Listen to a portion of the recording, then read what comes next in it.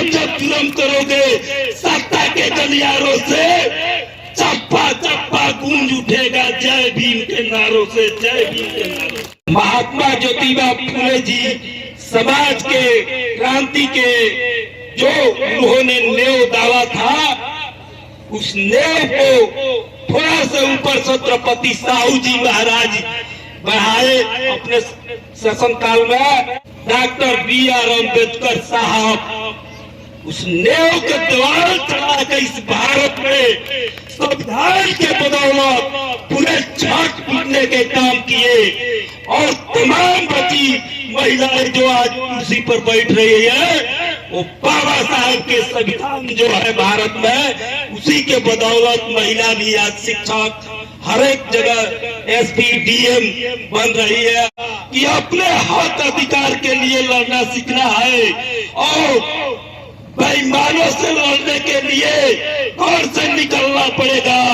और उन साता के बेईमानों से कहना चाहते हैं, महात्मा ज्योतिबा फुले जी समाज के क्रांति के जो उन्होंने नेव डाला था, उस नेव को थोड़ा सा ऊपर छत्रपति साहू जी महाराज बढ़ाए अपने शासनकाल में और उस नेव को डॉक्टर बी.आर. अम्बेडकर साहब उस नेव के द्वार चढ़ा के इस भारत में संविधान के बदौलत पूरे छठ पीटने के काम किए और तमाम बची महिलाएं जो आज कुर्सी पर बैठ रही है वो बाबा साहब के संविधान जो है भारत में, उसी के बदौलत महिला भी आज शिक्षक हर एक जगह एसपी डीएम बन रही है और समाज में बराबरी के दर्जा मिला।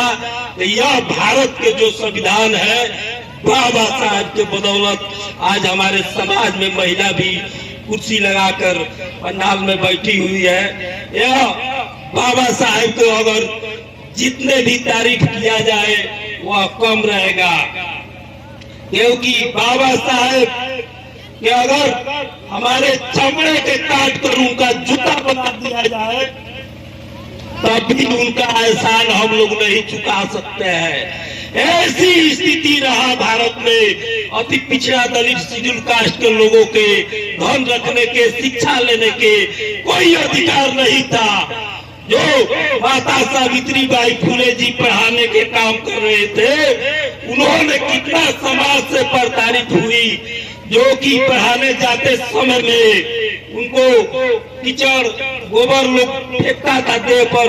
वो पढ़ाने जाने के समय हमेशा 2 साड़ी कपड़ा एक झोला में रखकर एक पहन कर जाते थे, क्योंकि एक लोग रास्ता में गंदा कर देते थे तो वहाँ पढ़ाने के समय उसको चेंज करके वो दूसरा पहन लेती थी, तब उसको पढ़ाने के समाज में आज जो महिलाओं को शिक्षा मिला है। तो आज हम लोग इस धरती के अवसर पर यह संकल्प लेना है कि अपने और बेगाने को पहचानने की जरूरत है, क्योंकि यह जो व्यवस्था है, यह जो व्यवस्था है, यह सारे जितने सिस्टम है देश में, हम लोग कहते हैं कि पॉलिटिकल पर चर्चा नहीं करना है, लेकिन मैं आज मंच के माध्यम से कहता हूँ कि सारी अगर पावर है तो साता के व्यवस्था में है। साता अगर चाह देगा कि कल आपको घर से नहीं निकलना है तो कल आप घर से नहीं निकलिएगा। कल वहां से अनाउंस हो जाएगा कि सभी लोग मुंह में चाबी लगा कर निकलना है घर से, कल से चाबी लगा के ही निकलना पड़ेगा।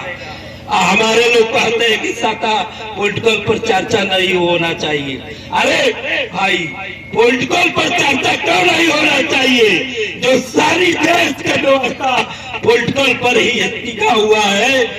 एक मुख्यमंत्री आईएएस को नचाता है, अपने अगल बगल घुमाता है, तो यह देश की जो व्यवस्था है उस पर कब्जा करने की जरूरत है।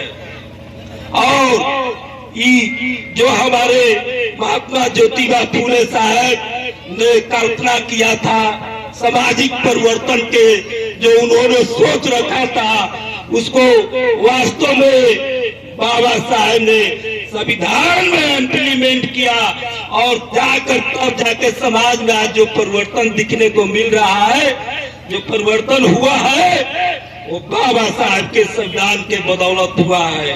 तो इसलिए बाबा साहब भी ज्योतिबा फुले साहब को अपना गुरु माने थे, क्योंकि समाज के जो कृतियां थी उसको सर्वप्रथम ज्योतिबा फुले साहब ने उसको दूर करने के लिए नेव डाली थी। जिस नेव पर दीवार चलाकर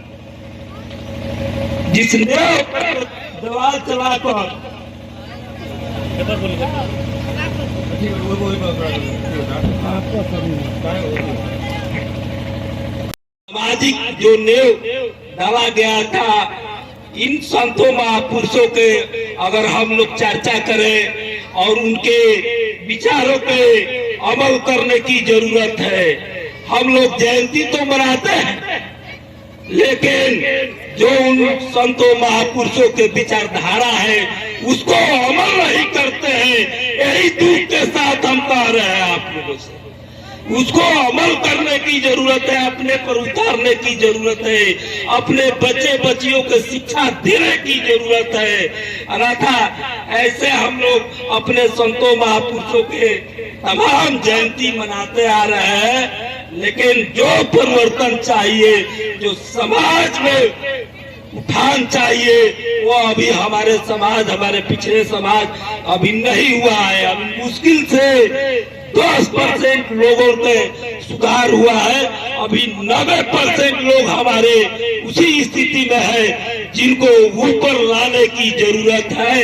इसलिए हम लोग चाहेंगे कि आप लोग जयंती में आए हैं, यहाँ से संकल्प लेकर जाए कि जो हमारे संतों महापुरुषों की विचारधारा था उसको आगे बढ़ाने की जरूरत है। और अपने समाज को आगे बढ़ाने के लिए आप जो 10% के लोग ठीक ठाक हुए हैं, अपने पीछे भी झांकने की जरूरत है और अपने समाज को आगे बढ़ाने के लिए कार्य करने की जरूरत है। अगर हमारे संतों महापुरुषों ने अगर इस तरह के विचार नहीं रखा होता, आज हम इस मंच पर हम बोलने के लायक नहीं होते। अगर बोल रहे हैं इन्हीं संतों महापुरुषों के देन है कि हम लोग मंच लगा के आज रामगढ़ के गांव में जो मंच पर बोलने का मौका मिला है, ये महात्मा ज्योतिबा फुले साहब, माता सावित्री जी के और तमाम संतों महापुरुषों के साथ साथ डॉक्टर B.R. अम्बेडकर साहब के ही बदौलत हम लोग आज जो बोल रहे हैं मंच पर, वह बोलने के अधिकार मिला है। इस भारत के संविधान है, उसमें हम लोग के बोलने के, अपने बात को रखने की आजादी है। इसलिए हम लोग अपने बात को स्वतंत्र रूप से रख रहे हैं। साथियों, ज्यादा कुछ नहीं कहते हुए मैं इतना जरूर कहूंगा कि अपने हक अधिकार के लिए लड़ना सीखना है और बेईमानों से लड़ने के लिए घर से निकलना पड़ेगा। और उन साता के बेईमानों से कहना चाहते हैं कि जुर्मी जब जब जुर्म करोगे, सत्ता के गलियारों से चप्पा चप्पा गूंज उठेगा जय भीम के नारों से, जय भीम के नारों से। इसलिए